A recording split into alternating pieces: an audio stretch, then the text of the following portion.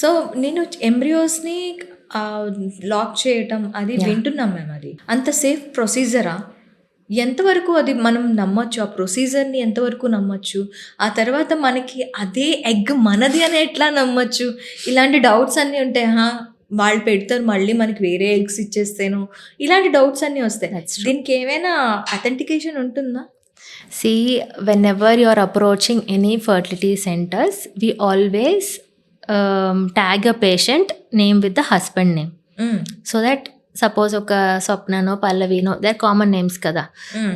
We would tag their name with the husband name and హ్మ్. we would label all their semen గానీ, మనం eggs collect చేసిన వాటిలికి కానీ అట్లనే నేమ్ చేస్తాం. అంతకన్నా ముందర సైన్స్ కూడా ఎవాల్వ్ అవుతుంది. So, there is something called as RFID.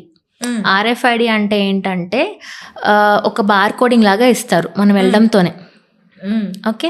ఆ బార్ కోడింగ్ హస్బెండ్ స్పెర్మ్ ఏదైతే కంటైనర్‌లో కలెక్ట్ చేస్తారో దానికి కూడా bar coding వచ్చేస్తదనమాట.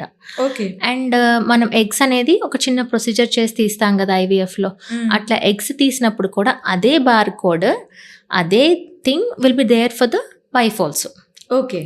And when we are mixing them in the station, అక్కడ ఎంబ్రియాలజీ ల్యాబ్‌లో స్టేషన్ అని అంటాము. ఆ స్టేషన్‌లో మనం ఎప్పుడైతే మిక్స్ చేస్తున్నామో ఎగ్‌ని స్పెర్మ్‌ని, అది 2 మ్యాచ్ కాకపోతే మిస్ మ్యాచ్ అని అలార్మ్ చూపించి నెక్స్ట్ స్టెప్ కూడా మనం ప్రొసీడ్ అవ్వనివ్వదు. ఓహ్!